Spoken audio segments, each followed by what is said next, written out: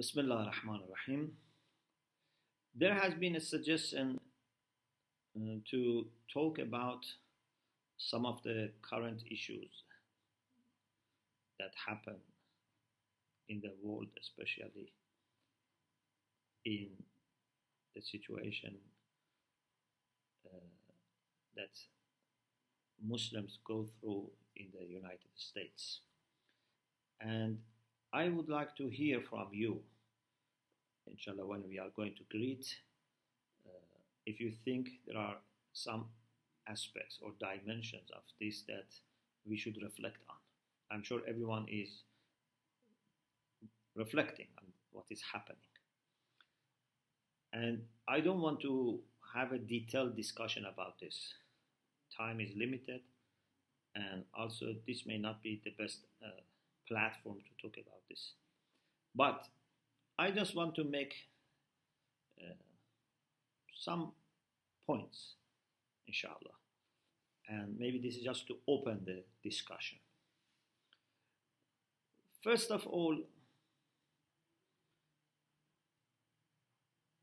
we have to know that the opportunities and threats and challenges and risks are very much mixed with each other. It's not like light and darkness, that either there is light or darkness, either day or night. No. Opportunities and challenges are mixed and combined. إن مع العسر يسرا. With difficulty there is ease. It's mixed. Actually, I want to say even more. When there are challenges and problems, you can expect greatest opportunities to come. This is amazing that greatest things can happen in the times of trial, tests, challenges.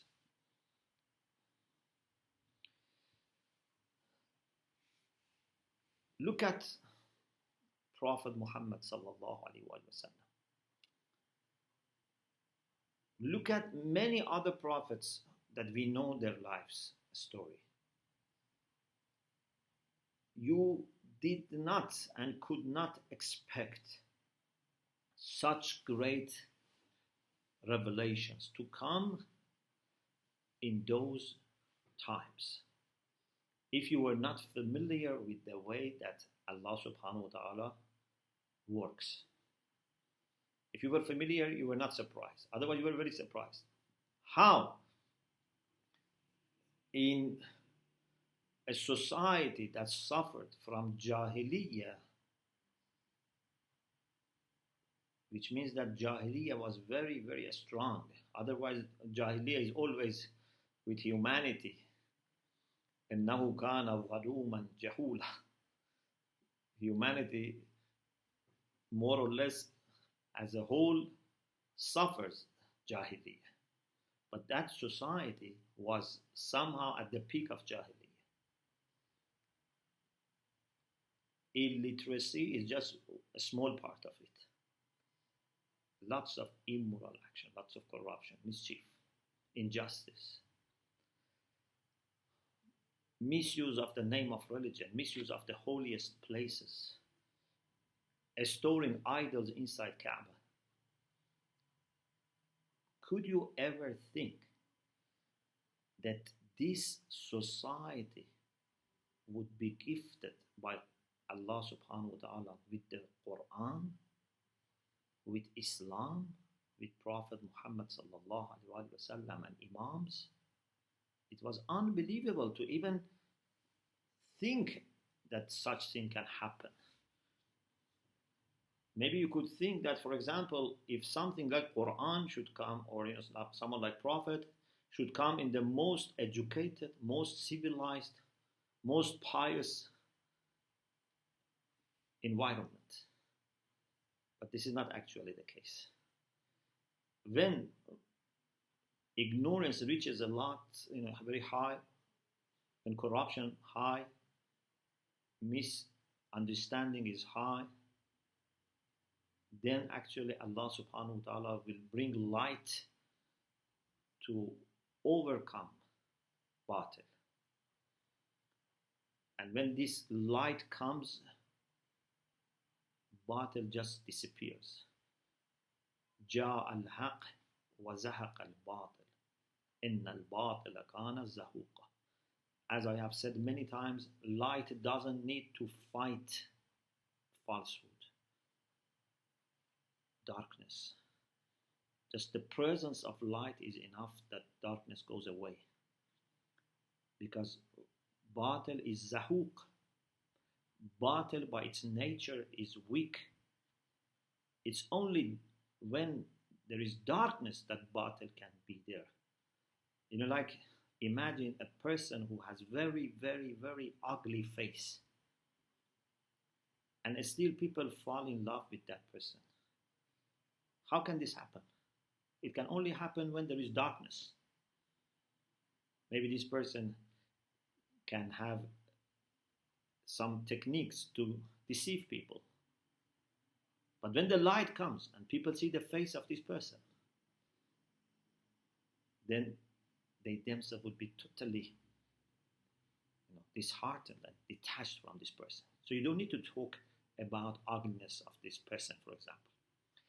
So when haqq comes, batil goes away quickly.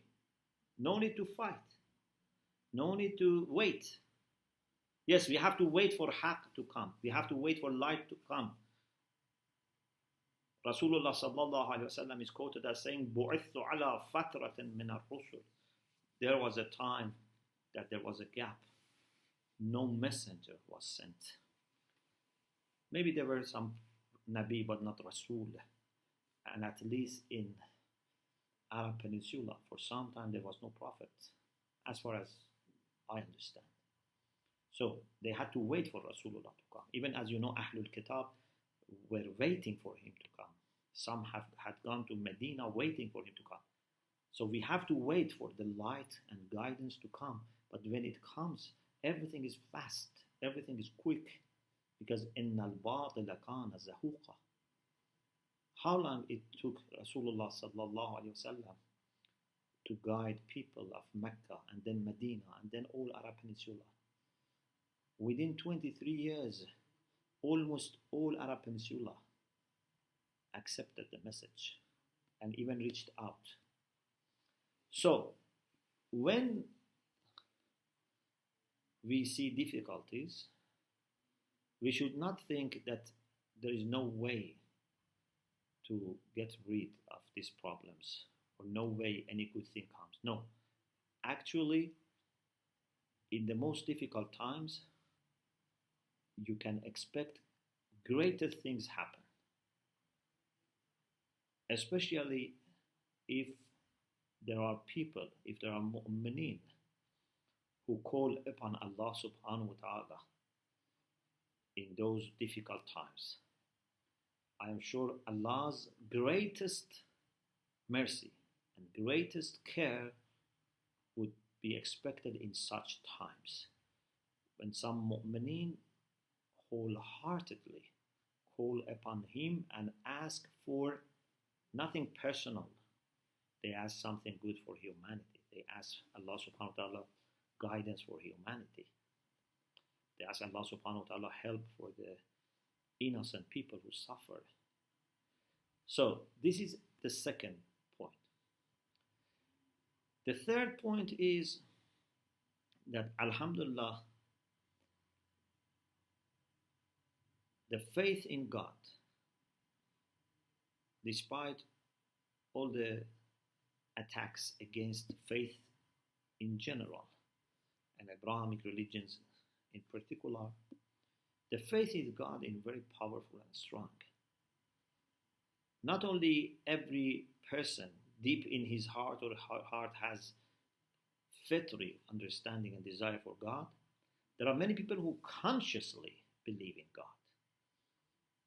Unfortunately, now there is a kind of established tradition that many religious people are embarrassed to talk about faith or about God or have any expression of their faith in God. Something has become like a norm that you keep your faith only for yourself because you don't want to offend anyone, you don't want to have any public expression of your faith. I think this is a lack of balance. Yes, you don't want to offend anyone, but why there cannot be a public expression of faith in the way that is, of course, not offending? The faith which is welcoming and it is reassuring for other people. But this lack of presence of faith in public atmosphere, public sphere, it does not mean that faith in God is weak. There are billions of people, not just millions, billions of people who have deep love for God. Muslims, Christians, Jews, some other religious communities, they have conscious love for God, devotion to God.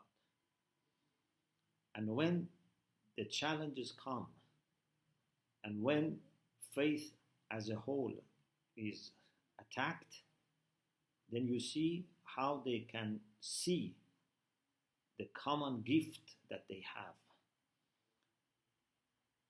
Different schools of Islam can look sometimes at each other and just be thinking we don't have anything in common. Sometimes, unfortunately, sectarian prejudices would stop people understanding how much they have in common. Muslims, Christians, Jews, the same. But when all faith communities are challenged, and when their values are disregarded, then they open their eyes again and look at the realities of the world again, and then they see through these attacks, through these common attacks, that they have had common values which have been targeted.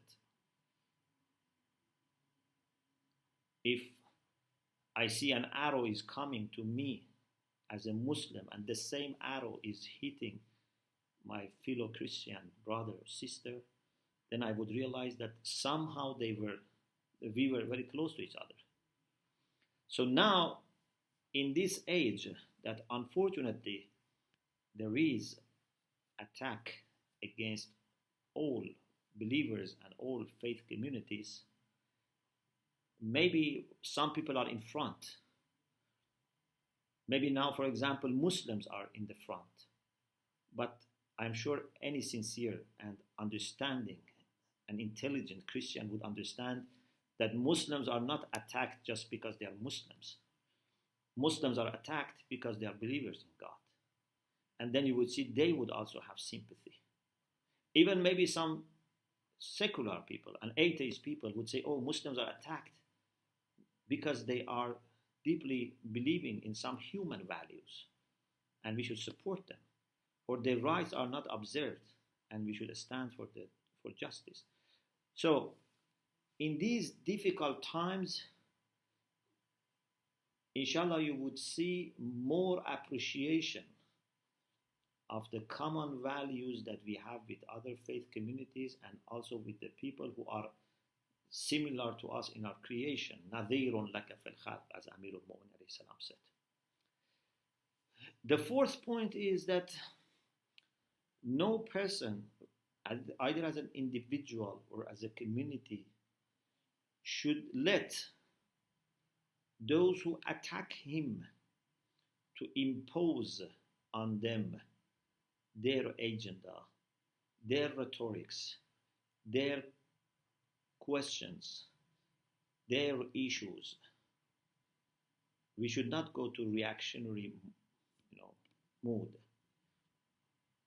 For example, maybe sometimes some people raise an issue and they want to engage us and make us busy. But we should think whether that's really an issue for us or we should ignore it. Maybe I am studying, for example. A person is, trying to draw my attention so that, for example, I fight with him. But I say, no, I don't want to fight with you. Even I don't want to, play with you. I have to do something more important for me right now. I have an exam I have to prepare. We should not become reactionary. Yes, we have to be alert. We have to respond. But to respond doesn't mean to be reactionary. To respond means you have control over your emotions. You know whether this is something in need of response or not. And if it needs response, what would be a measured response? Nothing more or less. And when it comes, the fifth point, when it comes to people that may want to provoke you and may use not logic or any real question. They just want to provoke you, to make you angry, to make you excited, so that you don't know what to do, too excited. You should be trying to possess great level of self-control. Sometimes the best response can be silence. Sometimes the best response can be offering a word of peace. إذا خاطبهم الجاهلون قالوا سلاما عباد الرحمن الذين يمشون على الأرض هونا وإذا خاطبهم الجاهلون قالوا سلاما. Servants, the true servants of Allah subhanahu wa ta'ala, those who walk on the earth with humbleness, they don't show any arrogance, any pride, and even if they are addressed by those who are ignorant, they would say, Salam, peace be with you. We are not at war with you. If someone comes and starts shouting at me, I don't need to shout back, or I don't need to use any bad words. I can say, peace be upon you. I have no intention of harming you. Is there any way I can help you to understand what you think, for example, is a potential problem? Any way I can clarify for you? You always, must have heard, in the events related to Imam Hassan alayhi salam, how that person from Sham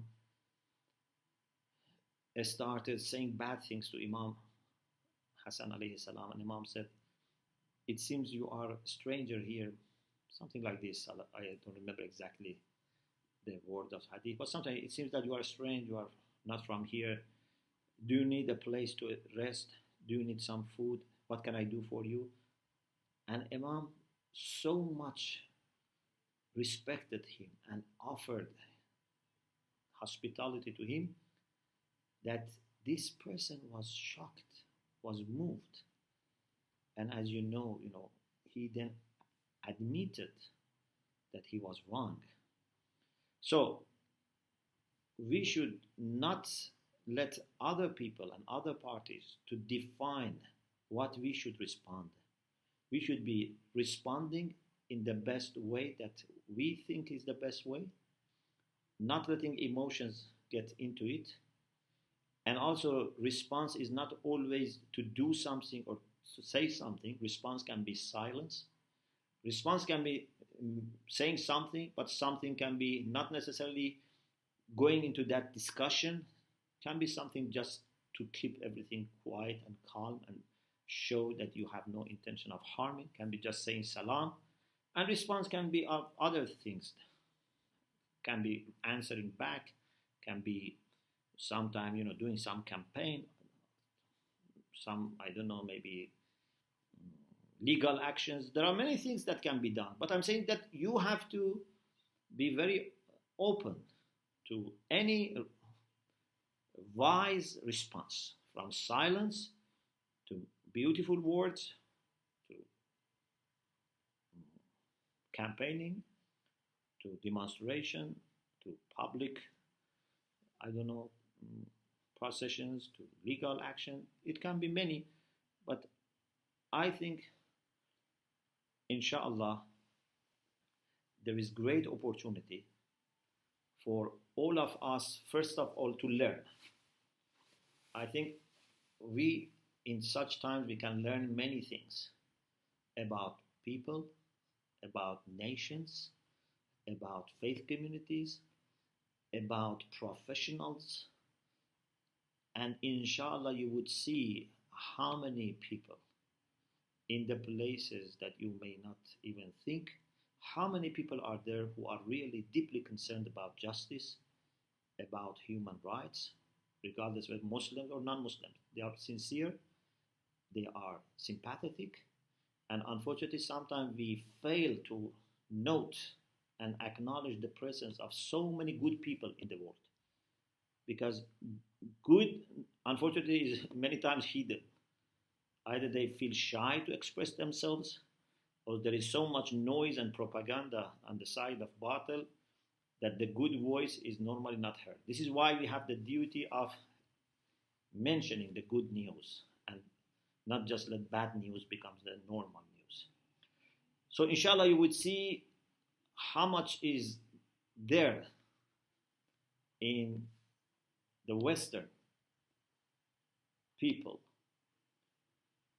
as openness, as sympathy, as love for justice, as love for fellow human beings, as even respect for Islam, that maybe many of you that even lived there did not think that this would exist to this extent. Trusting Allah subhanahu wa ta'ala, I am very hopeful that at the end the result inshallah is very good. And at the end inshallah, if we all act properly, the situation would end with beneficial lessons for everyone and would make us all more mature and more experienced.